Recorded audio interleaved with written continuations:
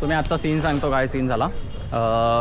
मी दर्शनासाठी आलो आणि बघितलं की एक मला मराठी फॅमिली पण भेटली, ते पण त्यांच्या जोडीलाच मी लाईनमध्ये उभा लागलो. पण स्टार्टिंगलाच ना एक हा आहे ईस्ट गेट आहे आणि त्या साईडला मी नॉर्थ गेटवरून आलेलो, जास्त मला गर्दी नाही लागली.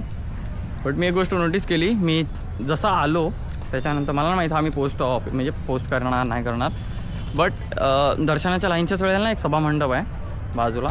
सभामंडपात मी गेलो. सभामंडपामध्ये तिकडे 50 पण नाही, सगळे 60 वर्षाच्या वरती होते आणि सगळे चॅन्टिंग करत होते. सो मी असंच घुसलो, तर त्याच्यामध्ये मला त्या ताईने विचारलं की काय तर मी बोललो की मला पण चॅन्ट करायचं आहे आणि तिकडे श्री विष्णू सहस्त्रनामचं जाप करतात.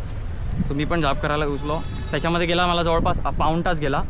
म्हणजे लिटरली ते मंडपम या लेवलचं आहे. जर तुम्ही अनंतपुरमला आले असाल, पद्मनाभ स्वामीच्या टेम्पलमध्ये आला असाल, तुम्ही एक गोष्ट नोटीस कराल, आतमध्ये ज्या लेवलची कारिगिरी केली आहे ना, ते म्हणजे मी रेअरली कोणत्या आपल्या भारतामध्ये बघितलं असेल त्या लेवलची कारिगिरी केली आहे. आणि जेव्हा ते सगळे एकत्र मंत्रोच्चारण करतात ना, ते एक वेगळीच पॉझिटिव्ह एनर्जी, मला ही रेअरली एनर्जी कुठे भेटली असेल, जस्ट लाईक गिरनार वगैरेला. बट अजब लेवलपेक्षा पण अजब. त्याच्यानंतर त्या ताईने मला लिटरली पुस्तक पण दिलं, विष्णू सहस्त्रनाम मला पुस्तक दिलं. त्याच्यानंतर एक मला पास दिला, जो की 500 रुपयाचा पास आहे VIP दर्शनसाठी. मी विचार केलेला की VIP दर्शन घेईन, जास्तच गर्दी असली तर 1-2 तास असे पण जाणार होते मला. इकडनं निघालो, त्या ताईने मला ते दिलं, मी ते फिरलो. दर्शन माझं 10 मिनटात झालं, पण ज्या लेवलला एनर्जी आतमध्ये फील होते ना, की म्हणजे आपल्याला साक्षात भगवान विष्णू दिसतच नाही एका टायमाला.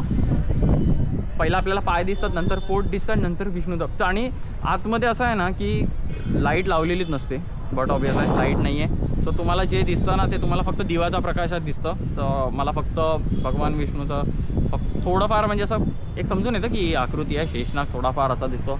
आणि जो हात बघून असा हात जो टाकला आहे, ज्या प्रकारे ते सोनं वगैरे लागलं आहे, ते हात म्हणजे तो हात बघूनच एक वेगळंच म्हणजे फील होतं. आणि जेन्युइनली हा माझा एक्सपिरियन्स खूप भारी होता. Solo trip. तिकडे मला अलाव नाही केलं की फोटो नाही काढायचे, हे नाही ते नाही, बट इकडे सगळे फोटो काढतात. कॅमेरा पण तिकडे जास्त अलाव नाही केला मला पुढे, म्हणून मी इकडे हे करतो आहे. हे मला माहिती आहे आम्ही पर्सनल ठेवणार आहे, नाही ठेवणार आहे. बट ह्यासारखा खतरनाक एक्सपिरियन्स म्हणजे रेअरली म्हणजे काय खतरनाक एक्सपिरियन्स होता माझा, की मी इकडे आला आहे. आणि आता कोवलम बीचला जाईन मी. कोवलम बीचला बघू, कोवलम बीचला कसं काय आहे ते. आता निघेन इकडनं काहीतरी मी शॉपिंग वगैरे, 1-2 जास्तीत जास्त फ्रीजला लावायला मॅग्नेट घेतलं आहेत, बघू.